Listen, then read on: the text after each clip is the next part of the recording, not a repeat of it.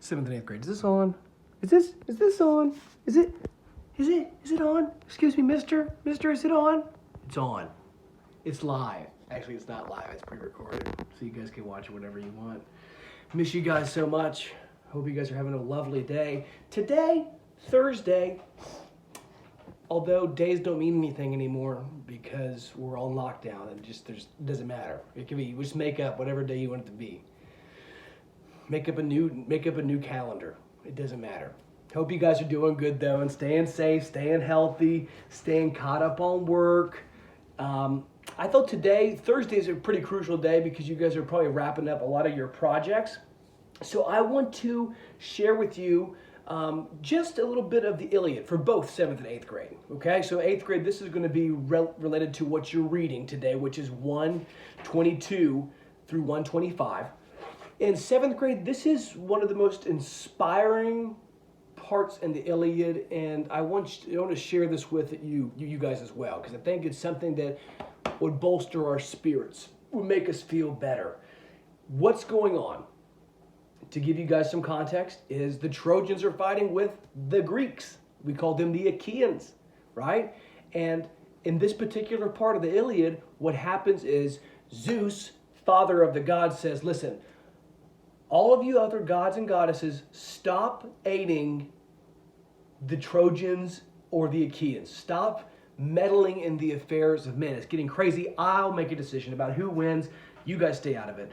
Athena, of course, says, no, thank you. She says, no, thank you. I'm going to help out those Achaeans, help out my guys. But that's not what I want to talk about.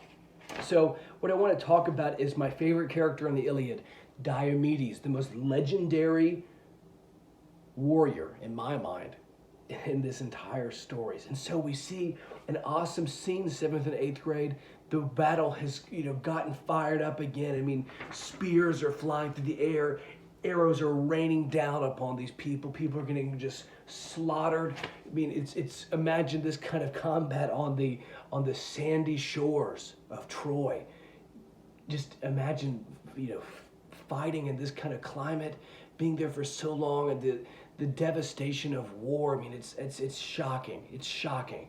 And the way that people behave in times of chaos or crisis says a lot about their personality, says a lot about their heart.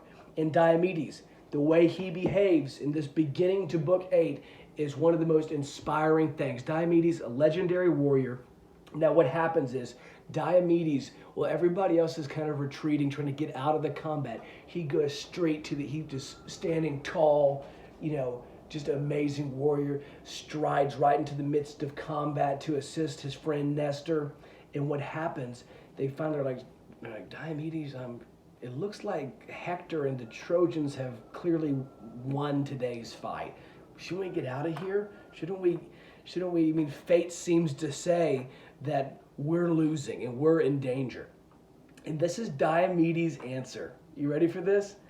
He says, then Diomedes answered, what you just said is true and fitting, what he just said was that the Trojans are winning. We need to get out of here. But one thought troubles my heart. That means makes him upset. He says that someday Hector will say, as he speaks to the Trojans, when Diomedes saw me, he lost his nerve and ran. He does not want to be remembered that way. He said, on that day, may the earth gape open and swallow me up. Basically saying, over my dead body, is he going to say that when I was faced with fear, that I turned and ran? So Diomedes, we need to meditate on the state that Diomedes was in when he said that. He says, I am not going to be remembered as a coward. I know that fate might have everything stacked up against me. I know that Hector might have won today. I know that it's dangerous. I know that it's scary, but I will not be remembered as somebody who turned and ran away. I'll be remembered as the person who stood straight up and tall in the midst and was composed in that conflict. We can learn a lot from this. As students of history, philosophers, writers, and readers, we can learn to be like Diomedes and to stand up to conflict and stand up to disease and scary situations, not being reckless, but being calm, composed, and knowing that you will not be remembered as a coward. You're Kleos. You will not be remembered as someone who turned and ran. You'll be remembered as someone who was brave, smart, cunning, and strong in the midst of trials and turmoil. Think about that, my friends, and think about how Book 8, this beginning part, very clear intention. The intention was to show how bad the combat was and how people were running and how Diomedes was able to stand up and face the challenge. Very clear point, very clear writing. Think about in your own writing how to make that happen and be like Diomedes. Rock and roll. I'll talk to you guys soon.